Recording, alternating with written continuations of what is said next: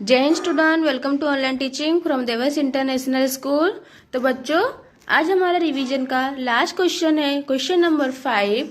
इसके पहले के लेक्चर में हमने क्वेश्चन नंबर 1, 2, 3 एंड 4 कंप्लीट किया है। तो सभी लोग अपनी हिंदी की CW की नोटबुक निकालेंगे और मेरे साथ क्वेश्चन नंबर 5 अपनी अपनी CW की नोटबुक में राइट करना स्टार्ट करेंगे। तो चलिए, क्वेश्चन नंबर 5 हमारा ऐसे टू असाइनमेंट रिवीजन है। क्वेश्चन नंबर 5 ये हमारा लास्ट क्वेश्चन है हमारे इस असाइनमेंट का। तो क्वेश्चन नंबर 5 है, प्रश्नों के उत्तर लिखिए। हेडिंग डालिए, प्रश्नों के उत्तर लिखिए। आपको एग्जाम में इस तरह से प्रश्नों के उत्तर लिखिए आएगा। नंबर 1, चिंपू कैसा लड़का था? तो सभी को पता है चिंपू आलसी लड़का था। आंसर लिख दीजिए, चिंपू आलसी लड़का था। नंबर 2, चिंपू ने किस किस के साथ खेलने की बात की? चिंपू ने किस किस के साथ खेलने की बात की? तो लिखिए, चिंपू ने चिड़िया और तितली से खेलने की बात की। चिंपू ने चिड़िया और तितली से खेलने की बात की। नंबर 2, चिंपू चिड़िया के पीछे कहाँ तक गया? तो चिंपू चिड़िया के पीछे बाग तक गया। कहाँ तक गया था?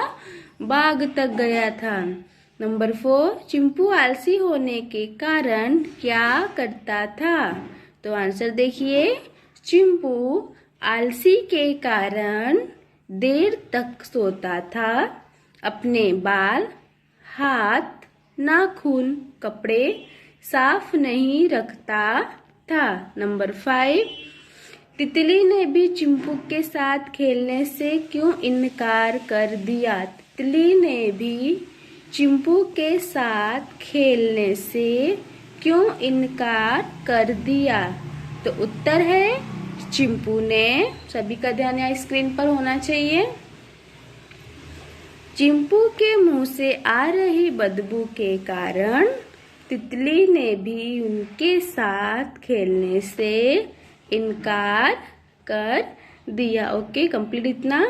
अब लिखते हैं नंबर 6, चिंपू ने क्या निश्चय किया? Question mark. तो चिंपू ने सफाई की ओर ध्यान देने का पक्का निश्चय किया। यानी क्या निश्चय किया कि अब वो कभी भी गंदगी से नहीं रहेगा, हमेशा साफ सुथरा रहेगा। नंबर 7, दरहान शहर किस देश में है? तो दरहान शहर मंगोलिया देश में है। किस देश में है? तो मंगोलिया देश में है। नंबर 8, दोनों मित्रों में से किसका स्वभाव अच्छा था? तो उत्तर लिखिए, नंबारिन का स्वभाव दोनों मित्रों में अच्छा था। नंबर 9 देखेंगे, सभी जानवर किसके बारे में चर्चा कर रहे थे? तो सभी जानवर राजकुमारी की बीमारी के बारे में चर्चा कर रहे थे। नंबर 10, दोनों मित्रों के नाम क्या थे? तो एक का नाम था नंबारिन, दूसरे का नाम था संजाब यार। क्या था? एक का नाम नंबारिन, दूसरे का नाम संजाब यार।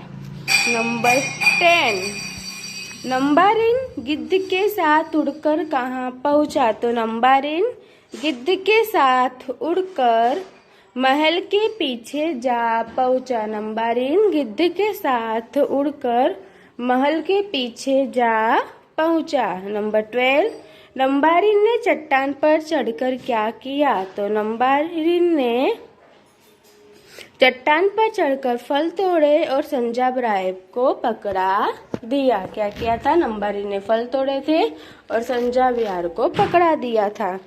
नंबर 13, दोनों मित्रों के स्वभाव में क्या अंतर था? तो नंबारिन विनम्र था तथा सबसे मुस्कुराकर बात करता था, लेकिन संजाब यार का व्यवहार दूसरों के प्रति कैसा था? रूखा था। कैसा था? रूखा था। ठीक है, आगे देखिए, हमारा देश किसकी खान है? तो हमारा देश सुख की खान है। नंबर 15, हमारा देश क्या सिखाता है? तो हमारा देश सत्य और अहिंसा सिखाता है। नंबर 16, हरे भरे मैदानों से कभी क्या मतलब है? तो हरे भरे मैदानों से कभी हमारे देश की खुशहाली तथा वहाँ की उर्वरा भूमि को संकेत कर रहा है। तो बच्चों यहाँ पर क्वेश्चन नंबर 5 ए में मैंने कुछ 16 क्वेश्चन आंसर आपको दिए हुए हैं। इसे आपको अच्छे से अपनी नोटबुक में राइट करना है और इसे लर्न करना है। ओके, उसके बाद देखिए क्वेश्चन नंबर 5 बी है, निबंध लिखिए होली। क्या है? निबंध लिखिए होली। तो हमने होली का निबंध मैंने आपको चलाया हुआ था, तो एक बार हम फिर से यहाँ पे रिवाइज कर लेते हैं। तो सबका ध्यान यहाँ पे हो जाना चाहिए, रिवीजन करेंगे। होली हर साल मार्च के महीने में मनाई जाती है। कब मनाई जाती है? मार्च के महीने में। होली हिंदुओं के प्रमुख त्योहारों में से एक माना जाता है। होली हिंदुओं के प्रमुख त्योहारों में से एक माना जाता है। होली को रंगों का त्योहार कहा जाता है। नंबर 4 लाइन है, लोग एक दूसरे को रंग गुलाल लगाते हैं और सभी घरों में विभिन्न प्रकार के व्यंजन मनाए जाते हैं। सभी प्रकार के व्यंजन मनाए जाते हैं। नंबर 5, रंगों की होली के एक दिन पहले लकड़ी घास के ढेर को रात में जलाकर होलिका दहन की पौराणिक कथा को याद करते हैं। ओके, पुराने जमाने में लोग प्राकृतिक रंगों का प्रयोग करते थे, इसलिए होली के पर्व को प्रकृति से जुड़ा पर्व भी माना जाता है। आज के ज़माने में लोग कैल्शियम रंगों का प्रयोग करते हैं, जिससे त्वचा को नुकसान पहुंचता है। इस पर्व के पौराणिक कथा में हमें यह पता चलता है कि अच्छाई की हमेशा बुराई पर जीत होती है। किस पे? अच्छाई की हमेशा बुराई पर जीत होती है।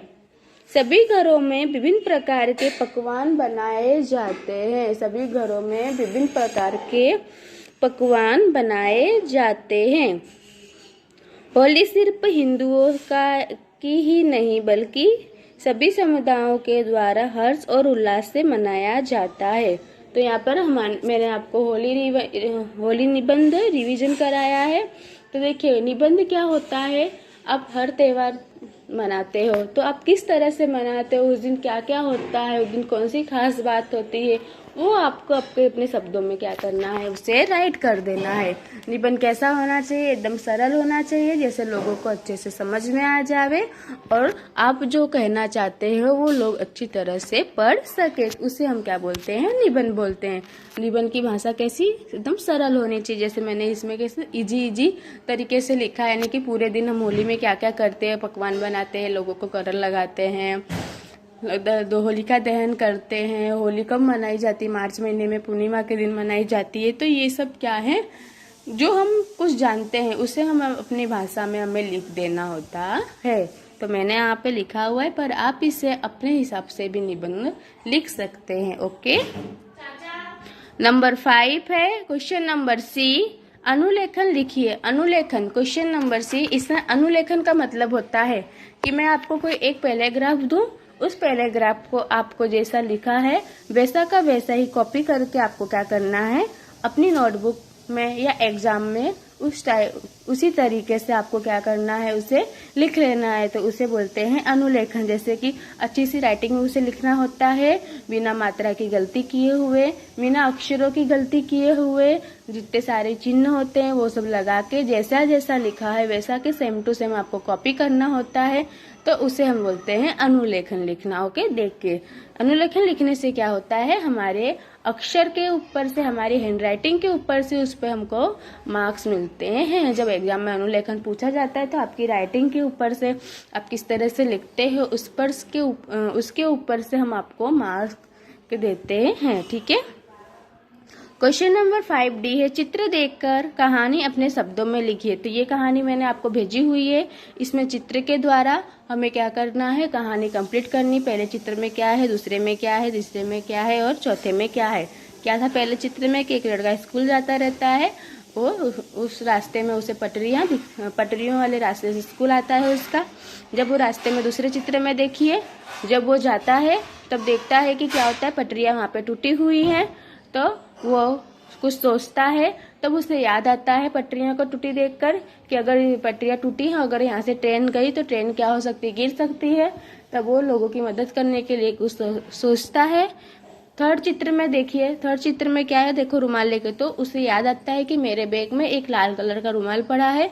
वो लाल कलर का रुमाल लेके पटरियों के बीचों बीच क्या हो जाता है, खड़ा हो जाता है। खड़े होने से क्या होता है, आती हुई ट्रेन लाल कपड़ा देखकर खड़ी हो जाती है। आपको भी पता है कि लाल सिग्नल जब होता है तो सारी गाड़ियां क्या हो जाती है, रुक जाती है, और ग्रीन होती है तो सारी गाड़ियां चली जाती हैं। ठीक है, उसी तरह फोर्थ वीडियो में, फोर्थ पिक्चर्स में है कि इसमें क्या हो रहा है कि ट्रेन का कंडक्टर उतरता है और बच्चे को क्या देता है, शाबाशी देता है। तो इस तरह से जैसे स्टोरी है, तो ये स्टोरी भी मैं आपको दे सकती हूँ और दूसरी कोई स्टोरी भी दे सकती हूँ। तो आपको पिक्चर्स को देखना है, समझना है और अपने दिमाग से स्टोरी को कंप्लीट करना रहेगा। ठीक है बच्चों, तो इसी के साथ क्वेश्चन नंबर 5 हमारे यहाँ कंप्लीट होता है और इसी के साथ हमारा ऐसे 2 रिवीजन भी यहाँ पर कंप्लीट होता है। तो हमने पांचों के 5 क्वेश्चन नंबर 1, 2, 3, 4 और 5 को रिवीजन हमने